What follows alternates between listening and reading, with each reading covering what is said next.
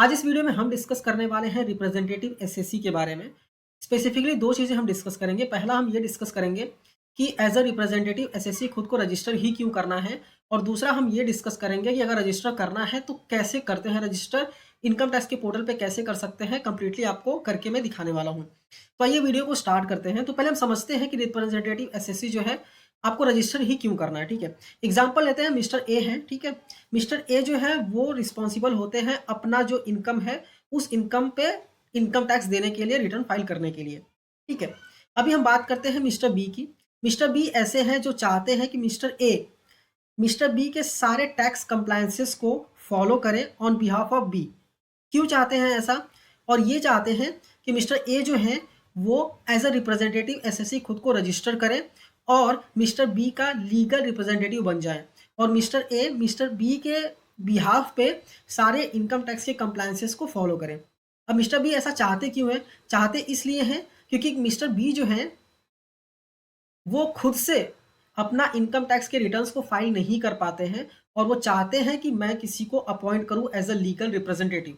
इसलिए चाहते हैं कि मिस्टर ए जो है वो खुद को एज अ रिप्रेजेंटेटिव एसएससी करके रजिस्टर कर लें। ठीक है, मिस्टर बी ऐसा चाहते क्यों है?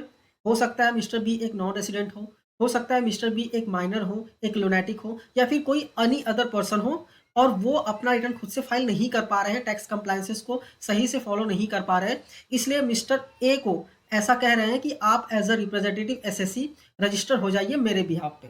ठीक है, तो अब मिस्टर ए क्या करेंगे बेसिकली? तो मिस्टर ए जो है वो खुद को as a representative SSC add कर सकते हैं मिस्टर बी के बिहाफ पे। इसके लिए उनको क्या करना होगा? इनकम टैक्स के पोर्टल पे लॉगिन आईडी क्रिएट करना पड़ेगा, मतलब खुद को रजिस्टर करना पड़ेगा। ठीक है, इस वीडियो में भी हम देखते हैं कि एज अ रिप्रेजेंटेटिव एसएससी अब रजिस्टर कैसे करना है मिस्टर ए को। ठीक है, मिस्टर ए कैसे रजिस्टर करेंगे?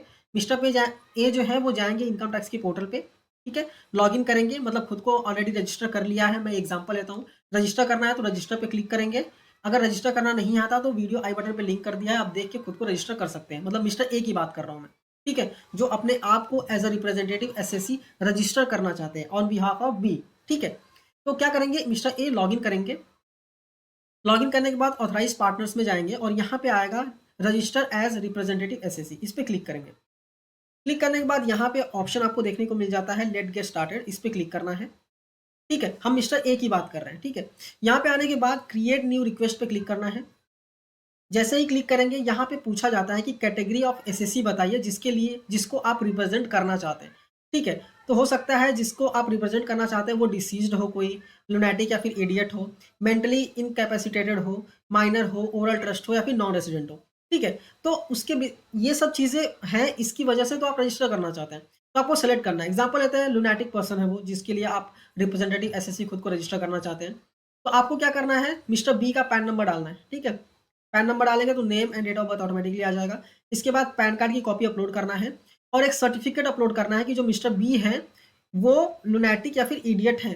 ठीक है, ये सर्टिफिकेट आपको अपलोड करना पड़ेगा, तभी इनकम टैक्स डिपार्टमेंट अप्रूव करेगा आपको एज अ रिप्रेजेंटेटिव एसएससी खुद को काम करने के लिए। ठीक है, इसके बाद यहाँ पे डिटेल्स भी आपको डालने पड़ेंगे। अभी सवाल ये आता है कि चलो लुनैटिक या फिर इडियट के लिए तो मुझे पैन कार्ड नंबर और सर्टिफिकेट चाहिए मेडिकल अथॉरिटी का, बट कोई अदर पर्सन हो तो उसके लिए क्या चाहिए? तो आओ डिस्कस कर लेते हैं। अगर माइनर है तो माइनर का पैन कार्ड चाहिए। ठीक है, प्रूफ ऑफ गार्जियनशिप चाहिए। ठीक है, अगर आप रजिस्टर करना चाहते हैं तो गार्जियनशिप का प्रूफ चाहिए। उसके बाद प्रूफ ऑफ इनकम चाहिए। ठीक है, माइनर के केस में।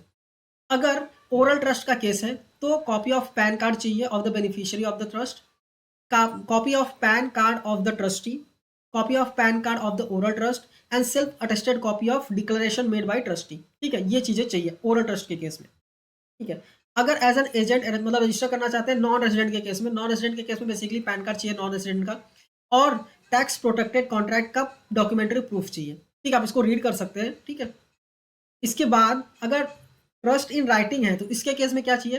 पैन कार्ड का कॉपी चाहिए of the beneficiary of the trust in writing, copy of pan card of trustee, copy of pan card of trust in writing, and जो trust है उसका ट्रस्ट रजिस्टर्ड डीड चाहिए, मतलब जो trust deed बनाते हैं ना वो चाहिए, उसकी भी कॉपी चाहिए जो अपलोड करना पड़ेगा आपको। ठीक है, तो ये सारी चीज़ें अपलोड करनी पड़ती है। अभी अपलोड करने के बाद जैसे ही आप सबमिट पे क्लिक करेंगे तो यहाँ पे ई वेरीफाई करना पड़ेगा आपको। ठीक है, आपको मतलब मिस्टर ए को ई वेरीफाई करना पड़ेगा, ओटीपी डालना पड़ेगा, email OTP, mobile OTP, email OTP डालना है। डालने के बाद वेरीफाई पे क्लिक करना है। जैसे ही क्लिक करेंगे यहाँ पे सक्सेसफुली सबमिट का ऑप्शन आपको देखने को मिल जाएगा। ठीक है, उसके बाद आपको क्या करना है, व्यू रिक्वेस्ट पे क्लिक करना है। जैसे ही व्यू रिक्वेस्ट पे क्लिक करेंगे, यहाँ पे देखने को मिल जाएगा कि आपका रिक्वेस्ट देखिए यहाँ पे दिख रहा है, लुनैटिक के लिए आपने सबमिट किया हुआ है, रिक्वेस्ट सेंड हो गया है, अप्रूवल के लिए पेंडिंग है, पैन कार्ड नंबर आ जाएगा। अगर आप सबमिट करने के बाद विड्रॉ करना चाहते हो तो विड्रॉ भी कर सकते हैं, कोई दिक्कत नहीं है। ठीक है, जैसे ही इनकम टैक्स डिपार्टमेंट अप्रूव कर देगा, ये अप्रूव कौन करता है, इनकम टैक्स डिपार्टमेंट अप्रूव करता है। आपने जो भी चीज़ें अटैच की हुई हैं उसको देखने के बाद, ठीक है, इसके बाद जैसे ही अप्रूव हो जाएगा तो मिस्टर ए वापस लॉगिन करेंगे। लॉगिन करने के बाद जैसे ही प्रोफाइल में जाएंगे, प्रोफाइल में जाने के बाद यहाँ पे दो चीज़ें देखने को मिल जाएंगी, सेल्फ देखने को मिल जाएगा। जैसे ही क्लिक करेंगे तो यहाँ पे एक ड्रॉप डाउन ओपन हो जाता है और यहाँ पे देखिए लीगल हेयर का ऑप्शन देखने को मिल जाता है। ठीक है, तो आप प्रोफाइल को स्विच कर सकते हैं। अगर खुद का रिटर्न फाइल करना है तो सेल्फ पे जाके आईटीआर फाइल कीजिए। अगर लीगल है जिसके लिए आप as a representative SSC registered हो चुके हैं, आप उसके लिए भरना चाहते हैं तो आपको प्रोफाइल को स्विच करना पड़ेगा एज अ लीगल हेयर। उसके बाद आप लीगल हेयर का जो भी कंप्लायंसेस है वो कंप्लायंसेस आप कर सकते हैं। तो आई होप आपको क्लियरली समझ में आ गया होगा कि कैसे रजिस्टर करना है अपने आप को एज अ रिप्रेजेंटेटिव एसएससी। और एक अनाउंसमेंट है कि हमने म्यूचुअल फंड इन्वेस्टमेंट की सर्विसेज भी देते हैं बेसिकली हम। तो अगर आप म्यूचुअल फंड में इन्वेस्टमेंट्स करना चाहते हैं या फिर अगर आप इंटरेस्टेड हैं म्यूचुअल फंड में इन्वेस्टमेंट करने के लिए, तो आप हमसे कांटेक्ट कर सकते हैं। इंस्टाग्राम पे हमें आप कांटेक्ट कर सकते हैं। इंस्टाग्राम का लिंक जो है आपको वीडियो के डिस्क्रिप्शन में मिल जाएगा। हम आपको एक्सप्लेन करेंगे कि क्या होता है म्यूचुअल फंड एग्जैक्टली, कैसे काम करता है। हम आपको हेल्प करेंगे राइट फंड चूज़ करने के लिए, आपको कौन सा फंड सही सूटेबल होता है वो फंड चूज़ करने में हम आपकी हेल्प करेंगे। एंड सबसे इंपॉर्टेंट, लॉन्ग टर्म बेसिस पे हम आपकी कंप्लीट टैक्स प्लानिंग भी करके देंगे, जिससे कि लॉन्ग टर्म बेसिस पे जो भी आपको कैपिटल गेन्स वगैरह होने वाले हैं उस पर टैक्स ना के बराबर देना पड़े या फिर टैक्स ना ही देना पड़े। ठीक है, तो अगर आप इन्वेस्टमेंट्स करना चाहते हैं म्यूचुअल फंड में, समझना चाहते हैं म्यूचुअल फंड को, तो आप प्लीज़ मुझे कमेंट, मतलब कमेंट नहीं करना, बेसिकली आपको कमेंट भी कर सकते हैं आप, कोई दिक्कत नहीं है। नहीं तो डिस्क्रिप्शन में आपको इंस्टाग्राम का लिंक मिल जाएगा, आप सीधा मुझे जाके इंस्टाग्राम पे मैसेज भी कर सकते हैं। ठीक है, हम आपको एप्लीकेशन भी प्रोवाइड करेंगे जिससे कि आप अपना इन्वेस्टमेंट्स और उसकी करंट वैल्यू को ट्रैक भी कर सकते हैं। ये वीडियो आपको अच्छी लगी है तो इस वीडियो को लाइक कीजिए, अपने दोस्तों के साथ भी शेयर कीजिए और ऐसे ही वीडियोस को देखने के लिए चैनल को सब्सक्राइब करना मत भूलिए। मिलते हैं नेक्स्ट वीडियो में। Thank you for watching and all the best.